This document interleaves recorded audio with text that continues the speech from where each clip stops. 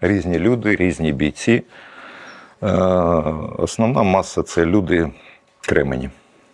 Дивлюся на них, це дуже такі міцні люди. Найбільше важче, що з цього штурму було, це, мабуть, дойти до цього села. Чесно кажучи, в голові тишина. Коли наступають на Андріївку, Кліщіївку, то вони намагаються тут прорватися.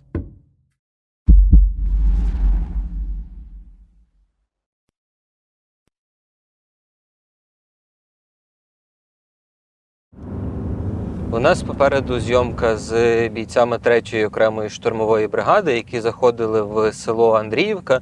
Щоправда, це місце вже складно назвати селом, адже цілих будинків там не залишилося. Місцевих там також не залишилося. Це село на південь від Бахмута, за яке бої тривали кілька місяців. І силами 3-ї окремої штурмової бригади, і інших підрозділів, це село було деокуповано у вересні. І на Ютубі 3-я штурмова публікувала відео, зняті військовими на камери GoPro з самого села, як відбувалися бої. І ми будемо говорити з одним з бійців, який, власне, ішов на штурм з цією камерою, і чиї кадри потрапили у один з фільмів, знятих, опублікованих на YouTube-каналі 3-ї окремої штурмової бригади.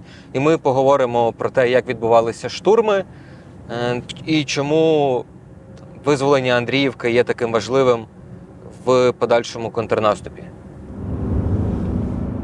Яка ваша історія, як ви долучились? Як я долучився, я прийшов в військкомат на початку повномасштабного вторгнення.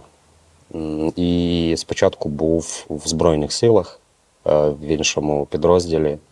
Потім почався набір, я подав документи, пройшов тренування з хлопцями, і от ми приїхали сюди, на Донбас. Натрапив на 3-ю штурму в інтернеті, що йде набір якраз. Подав заяву, пройшов співбесіду. І все, я опинився тут, а в 3-й штурмовій потрапив в резервну роту, там нас навчали. Тобто таке виникла така думка, що треба щось робити більше. Я тут сиджу, нічого не виконую, наприклад, в такому плані, а там хлопці воюють. Долучився я у квітні цього року. Я подав заявку і за допомогою документів я попав сюди. А ким були до повномасштабного вторгнення? Працював в банку, я начальник відділу був. Тобто я поміняв цивільне життя на життя військового. Наш проєкт називається «Деокупація». Ми розповідаємо про те, як відбувається деокупація і звільнення земель. І, власне, тому я хочу запитати, як це відбувалося в Андріївці, Кліщіївці, де, я так розумію, ви безпосередньо були і брали участь? Я був безпосередньо тільки в Андріївці. Угу. Як це виглядало? В Андріївці зараз немає, це невеличкий населений пункт, але там вже немає вцілілих Нема хат. нічого. Угу. Та, в принципі, ми вже коли зайшли в саму Андріївку, то вже так, якби нічого не було, там буквально було пару будинків по дорозі, ми заходили, але благополучно і ті зникли. Як не будинки, будинками то складно назвати, так як чисто корпус був будинку, але за той час, поки ми були, то добили все. Ми вже виходили, то не було ні дорог, нічого, були просто вирви. Що там? Я хотів Польщу на клубніку, а не всю цю ху... Зараз тобі в кабачок залетить. Типичное донбасское утро. Чекаємо на Найбільше важче, що з цього штурму було, це, мабуть, дойти до цього села, оскільки ми йшли через посадку, а вона тупо розбита. І ти буквально метрів 5-10 ти біжиш, і ти одразу приїдеш там чи в льошку, чи в якийсь окоп. Заради того, щоб вижити, бо скидає там багато скидів, там дрони, міни і так далі. Це, мабуть, із цього штурму це було, мабуть, саме важче. Тобто, якщо ти зайшов вже на штурм, то ти вже, мабуть, 50% ти вже цього виконав. Твою мать, блядь. Просто, якщо прийдеться вдруг виходити на нозі,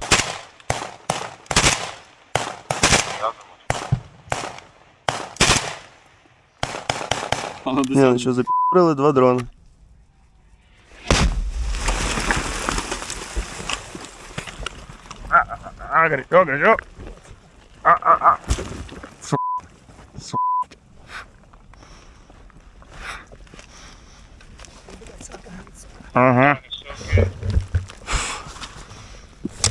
саме в цей момент, коли ти штурмуєш, чесно кажучи, в голові тишина. В голові абсолютно тихо, ти сконцентрований, ти зібраний максимально для того, щоб виконати ефективне завдання. Ти зосереджений і зібраний. Все, в тебе не виникав в цей момент абсолютно ніяких думок. Просто тишина в голові, ти йдеш і працюєш. Ти збираєшся до точки концентрації максимальної, бо від цього залежить твоє життя і життя твоїх побратимів.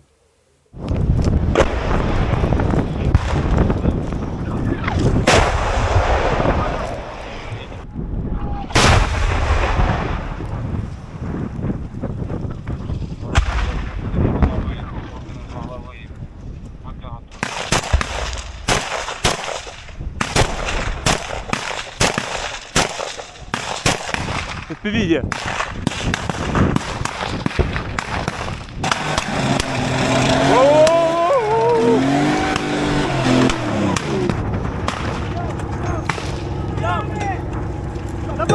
Все, заходим, заходим, заходим.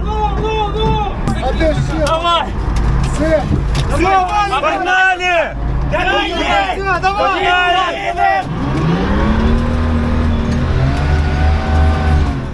А саме в той момент, коли треба було брати Андріївку, так все трошки спонтанно вийшло, що нам подзвонили, сказали, збирайтеся, у вас є там стільки-то часу, і ви повинні бути на місці. Все, ми зібралися, просиділи якби в резерві, бо там хлопці перед нами ще заходили працювати. Ми були в них в резерві, і все. І на наступний ми так, ніч були в резерві, і на наступний ранок нам сказали, що зараз ви будете заходити, готуйтеся до повної бойової, щоб готовність була. Все, вирушили на точку, на точці вигрузилися і почали заходити в Андріївку. Бросай, бросай, братан! Я своих пулемет!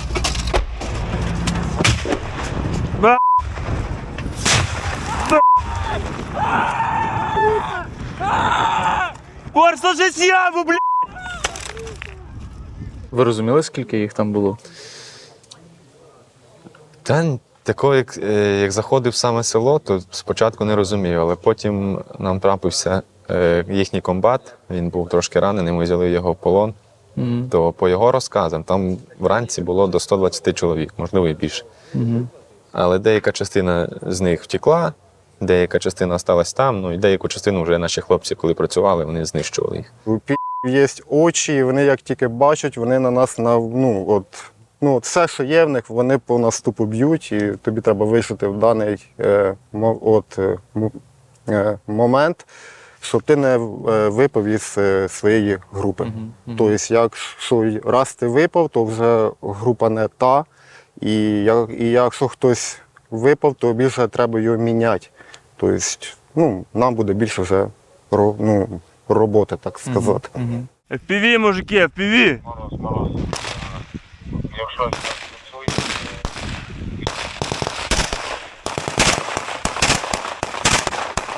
Вон, полетел, полетел, полетел, полетел.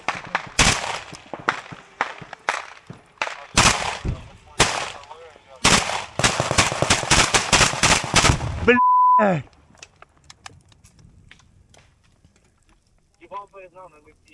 Фух, слава Богу, блядь. Штурм пройшов вдало, але, на жаль, ми втратили друга калину. Так сталося. Можливо, це і помилка наша, але товариш був один із найкращих у нас. Так що такі справи. Сам по собі штурм здався мені нормальним. Завдяки тому, що група в нас збита, то кожен знає, що там треба робити. І з такими хлопцями тупо можна їбати, от і все. Бо ти просто впевнений в тому, хто є поряд з тобою, от і все. Угу. Тобто завдяки Кожен тому, підставить що... плече. просто. Завдяки тому, що в нас кожен день трені, ми всі шаримо, хто що робить і як. І це дає свій успіх.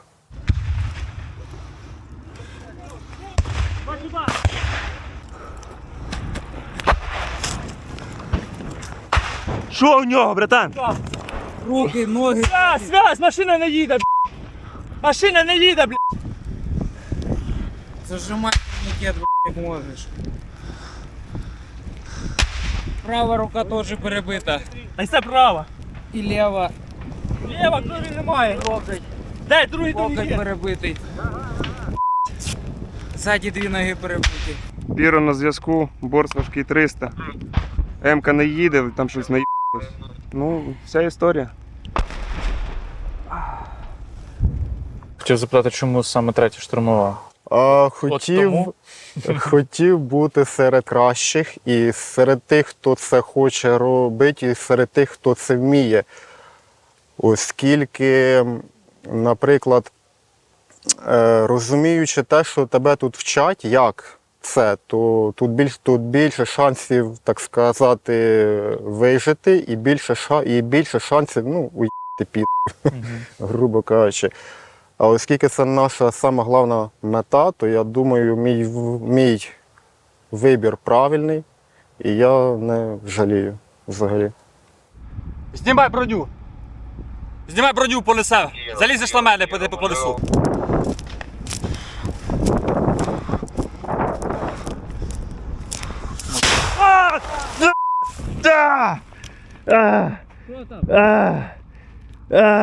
Що там? Все, нога, б***ь, пацани.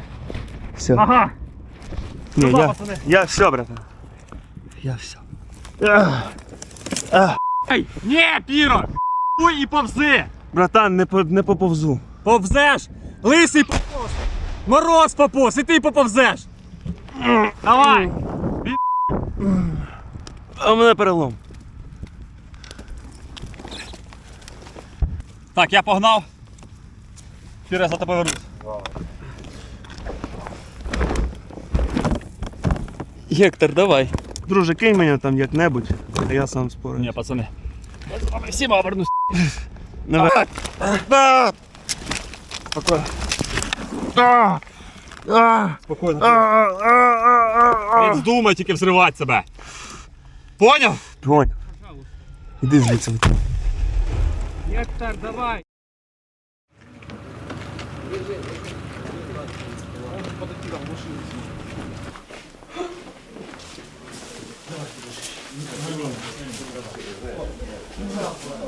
Пане Вікторе, ви з Запоріжжя, так? Так. Яким ваше життя було до повномасштабного вторгнення? Та яким? Ровним, чудовим, гарним. Цікава робота, сім'я, родина, дружина, що ще треба. Все було гарно. Ви займалися пластичною хірургією, так? Ну так. Да, це вже ходить таке, що з пластичної хірургії на фронт. Так. Да. Ага. Я є співвласником клініки, в тому числі і пластичної хірургії. Успішної клініки працює, і зараз вона працює. Хлопці, які залишилися там, вони підтримують роботу нашого.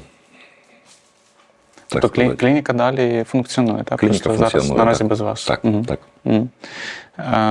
Я читав, що ви вивозили свою родину в перші дні, та потім долучилися, власне, вже на Запорізькому спочатку напрямку. Так.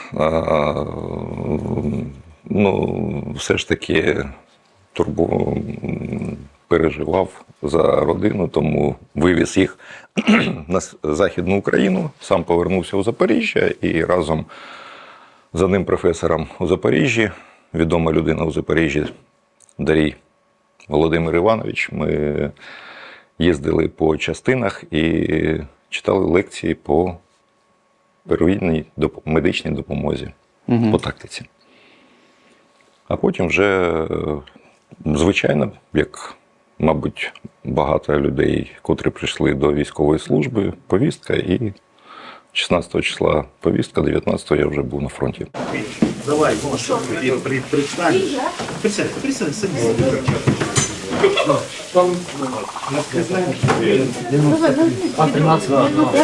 Давайте про Попова разберем у нас. А я скоро кусок подожди, Илья, давайте.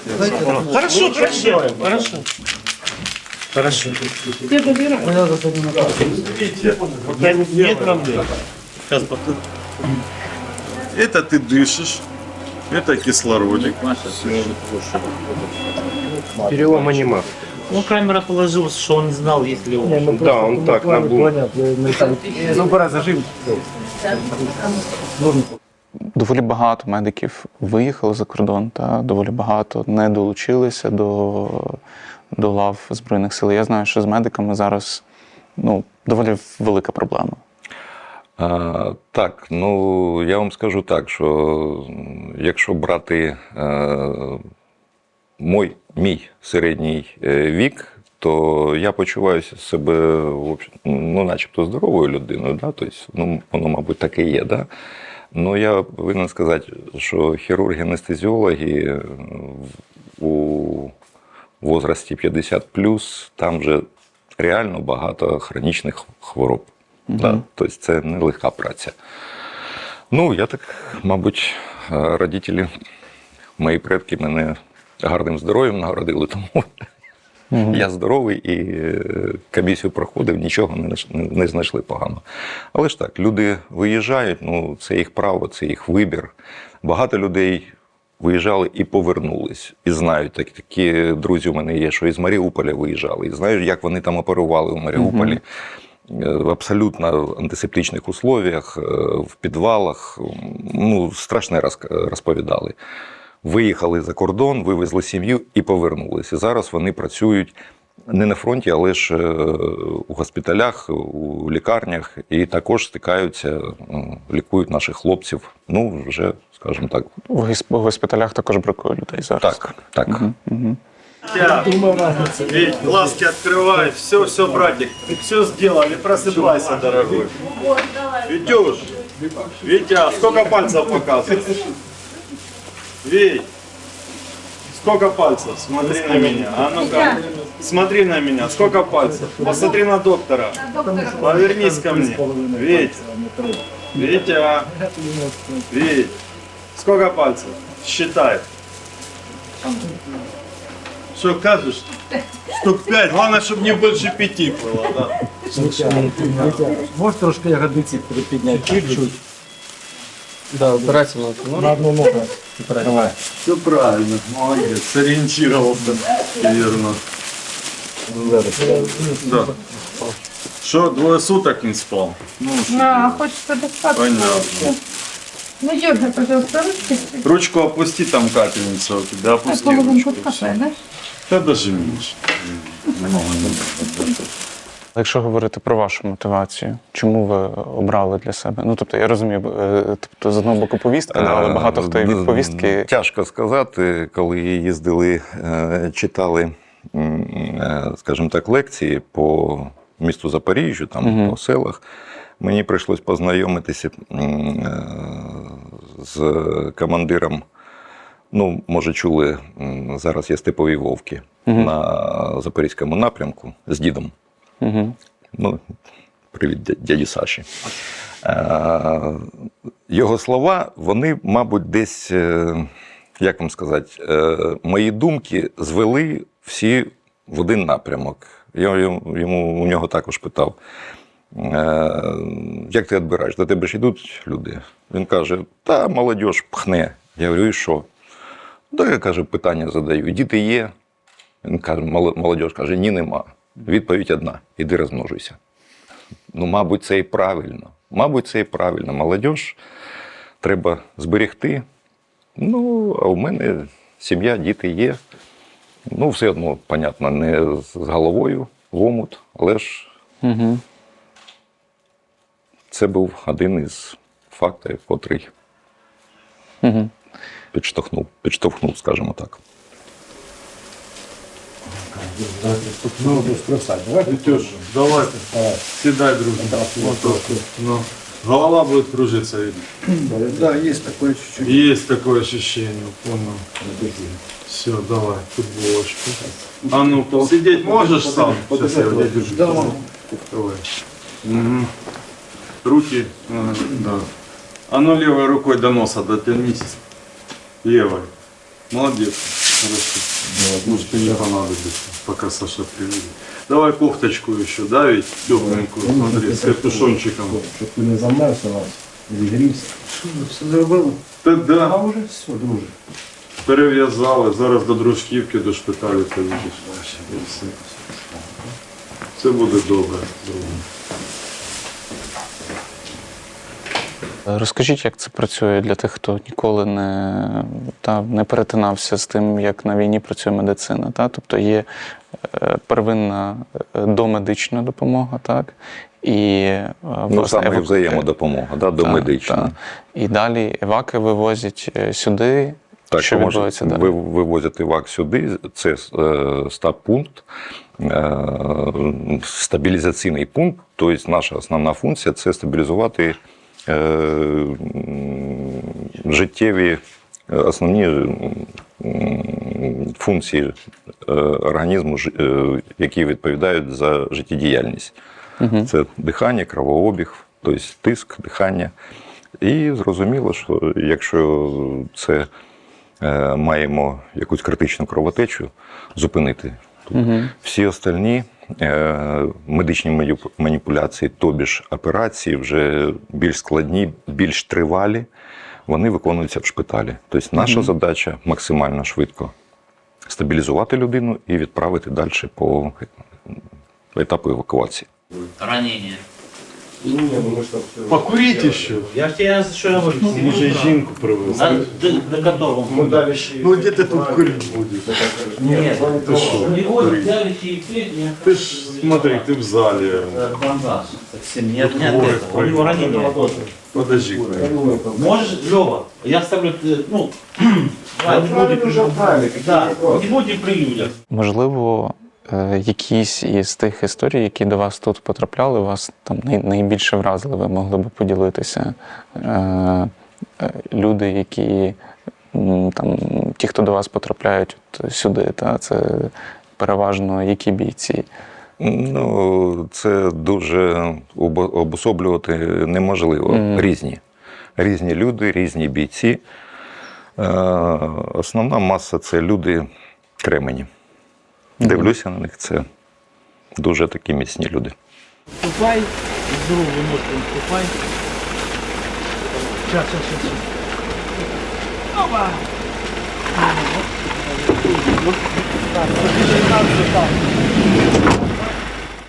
Їдемо ми в Краматорську.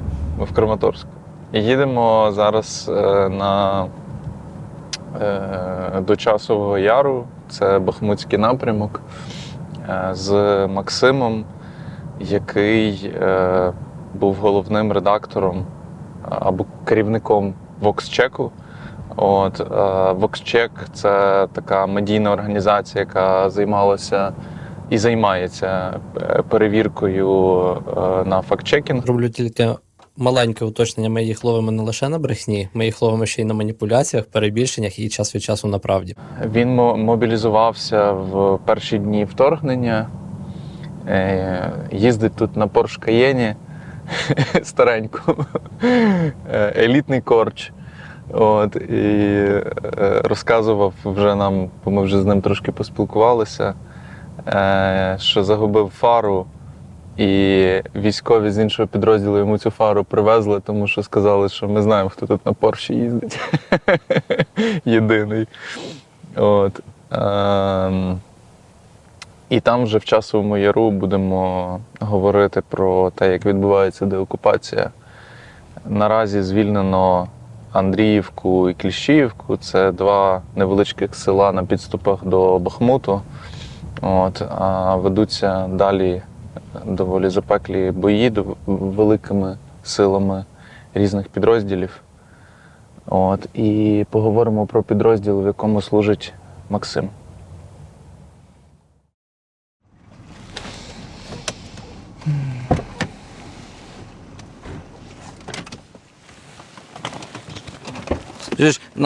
Ставимо на сигналки машини, щоб не вкрали. Скільки тут зараз до лінії зіткнення? Ну, вообще, до потенциальных опасностей тут пару километров. Вот именно до того, чтобы уже дроны летали, камикадзе, например, и взрывали. Как бы вот тот участок, там, где вот такой поворот был, там, где машины, это считается одной из самых опасных мест при въезде в Часовья. То есть она очень часто простреливается, потому что это такая единственная дорога. А так, километра, грубо говоря, до нуля, может, километров 10, наверное. Ну так, да, якщо по дорогах. По прямій 7 кілометрів до 9 поверхів. Ну, але це по прямій. То, что мы вот именно, если мы вмерили для наших целей, то да, тут, ну это наши цели. І ви казали, що умовно, коли наступають на Андріївку, Кліщівку, то вони намагаються тут прорватися. Ну, це завжди. Тому що шукають, де можна. Якщо там тиснуть, десь вони мають теж піти. Але знову ж таки, позиції не змінилися. Це я до того, насправді, що дуже, не те, що не люблю, воно в більшій мірі ідентиферентно, слово забув. Вот эти ветки паданы не просто так, это все осколки. Да. Виходить така історія, що завжди от щось сталося, і всі такі, це там оці, молодці, а це оці, молодці. Але це завжди, це сукупна історія. Хтось дав їм забезпечення. Не тільки армія, там волонтери були, збори, якісь прості люди, вони допомагали. Хтось стояв і отримав пізді, вибачте, щоб вони могли там рухатися. І оце все, воно ось це дає перемогу. Як взагалі відбувалася оборона Бахмуту? Як це виглядало для вас? Дуже тяжко, бо вагнера, они и трупами укрывались, и маскировались, и свои никогда не забирали своих раненых, потому что в основном раненые это проблема. Как и для нас, так и для них. То есть мы стараемся не убить, а ранить, для того, чтобы создать проблему, потому что за раненым придет эвакгруппа. Эвакгруппа это 4 минимум человека, то есть еще цель. Ну и естественно, они могут позволить бросить себе этих раненых, там, пристрелить их. У нас есть видеозаписи, где они пристреливают своих раненых, чтобы не таскать, забирают оружие. То есть записи, даже когда они сами пристреливали себе в этот дрон. Да, там просто в яме скидами мы скидывали на него, и его там нормально порвал, и он пристрелился просто, чтобы свои мучения закончить. Ну, то есть, а мы, допустим, не можем бросить своих побратимов там лежать. То есть мы стараемся забирать и погибших, а раненых в первую очередь сразу же, особенно тяжелых. Эвак-группа. Они, конечно, бросают на мясо. У них там усеяно все трупами, им по барабану вообще. Как бы, из-за этого следует, что у них низкая там дизмораль серьезная. Но они все равно гонят их. И в основном тех, кто против нас стоит сейчас на нашем участке, то это у них как наказание, там, дорога смерти. Потому что поменяться, там, мы если видим, если 2-3 человека идет, это все. Ты что, это сразу разнос там такой устраивается. Если они уже по одному ходят, чтобы мы хотя бы их не... И когда мы там в плен брали, то они говорят, что все провинившиеся приходят на нашу, там, на наш лес, в котором мы сейчас там рубимся. Изначально это был наш лес. Типа, мы не могли закрепиться долго, потому что зимой тяжело было позиция вырыть. Я как раз тут был. В те времена было очень тяжко. И зимой очень холодно. И нас выбивали вагнера. Короче, потом мы дошли до определенной точки, закрепились. И уже они пару раз пытались нас штурмануть. И у них не получилось. И они пошли в обход. И тогда другие подразделения, не буду говорить, какие бригады. И у них тогда получилось их там смять, как бы и загнуть, и зайти в Бахмут. Ми не намагаємося там через LobbyX. Зараз запустимо нарешті, там підписали документи, що, щоб знайти людей. знайти спеців, не просто знайти так. спеців. Мгм. Я не кажу там знайти даже штурмовиків чи окопників, знайти людей, які вміють технарів, знайти медиків, якісного медика, знайти. Ну це, я не знаю. От таких людей, які мотивовані, які там, як би це не звучало, молоді, це не ейджизм, а це така реальність, які розбираються навіть в таких, якихось, може, іноді неочевидних сферах, які можуть знадобитися потім. Армія – це ж така бюрократична, велика машина, якою управляти, там можна тільки напрям задати, а далі оцей хаос весь котиться в цьому напрямку. Тут чому з маленького тоді краще починати, тому що там можна це врегулювати, там можна розвивати і щось створювати. Або змінити систему, це реформа армії. Давайте попробуйте ви зараз реформувати армію, то щось з цього вийде просто. Перебудувати літак на льоту. Так. Треба ставати спеціалістом і все. І працювати. Як тут цивільні? Я родом просто с этих мест, я их всех знаю. А звідки? Родился в Краматорске, жил в Донецке до 2014 года. Поэтому я знаю, почему это произошло и откуда ноги растут. Это ж. Угу. А потом, правда, много уже похоронил своих там знакомых, которые были здесь, танцевали с триколором. Угу. Все уже в земле гниют. Потому что сначала кричали: «Россия, приди», а потом хер его, как на мясо, кинули, мы его перемололи и все. Усіх же ж з Горловки місцевих тоді ще скидали, не всіх місцевих чоловіків, хто не встиг кудись втекти, то вони їх збирали і закидували тоді на ці напрямки, закривали просто. Тоді вже зеків підключили. Нет, там, да, у них, они называют их одноразовыми местными. То есть это, даже мы, когда перехваты по рации, то есть они их одноразовых, давай выпускают одноразовых. Им надо выявить пулеметную точку, допустим, у нас в лесу, они выпустили стадо. Понятно, что пулеметчик отработал, его засекли, и уже знают, где он находится, чтобы нанести вогневе враження. Чи вже там обійти може. Ви кажете, що багато знайомих фактично полягло. А які це люди?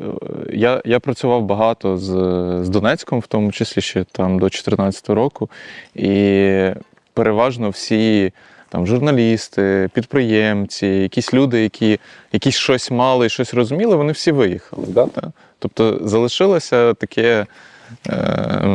Вплив маючи батьки на своїх. Там років було 20 з чимось мені, коли це почалось. І вони не захотіли. От я виїхав зі своєї рідни та і все. А вони залишилися, вибрали смерть.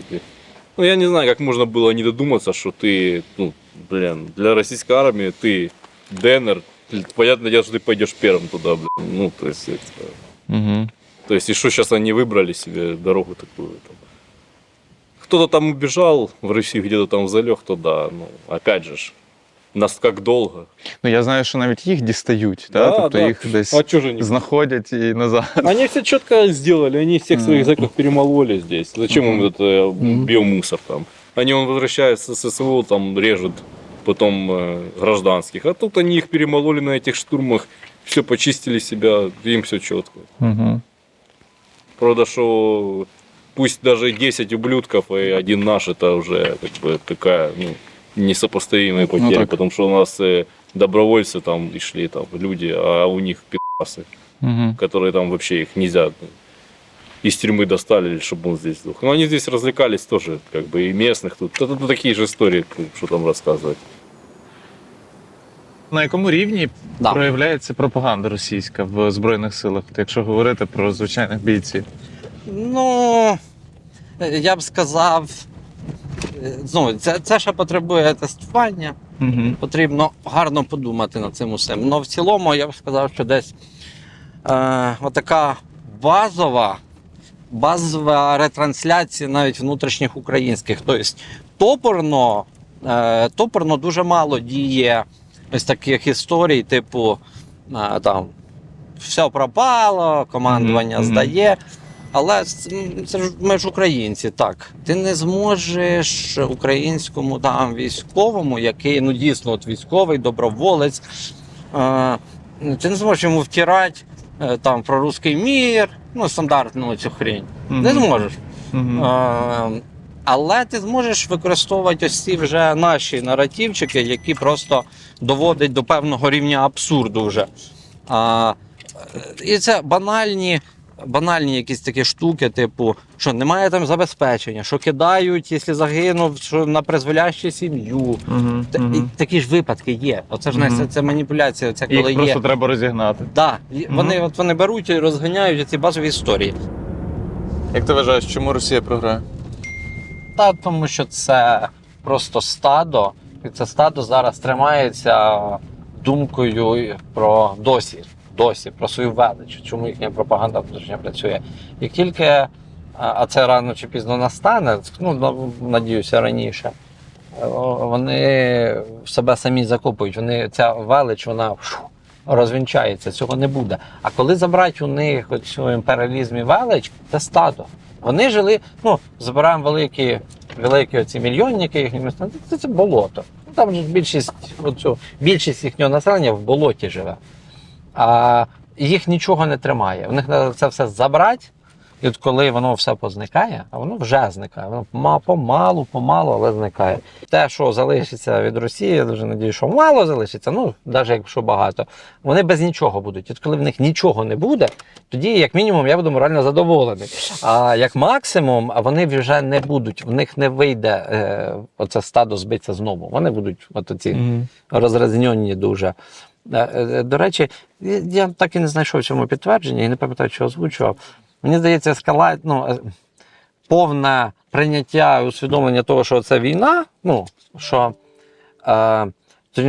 москальське рішення, що вони підуть саме повномасштабно, так, мені здається, що там різні варіанти називають, що це сталося там в момент, по-моєму, це День Незалежності був, коли Зеленський називав, що це все українське. Оце коли він забирав це все, коли він публічно казав, це наше і це наше. Оце був цей момент. Тому що якось по відчуттях тоді ескалація почалася. Тоді вони вже почали там продукувати в іншому напрямку пропаганду, того що оце вони бояться забрати. Вони ж собі нагребли чуже. Не тільки українське, вони загребли оцих всіх народів, вони загребли собі, і ціна, і в них тут забирають. А без цього всього вони ніхто. Да. От тоді вони повністю програють. Дякую тобі. Да.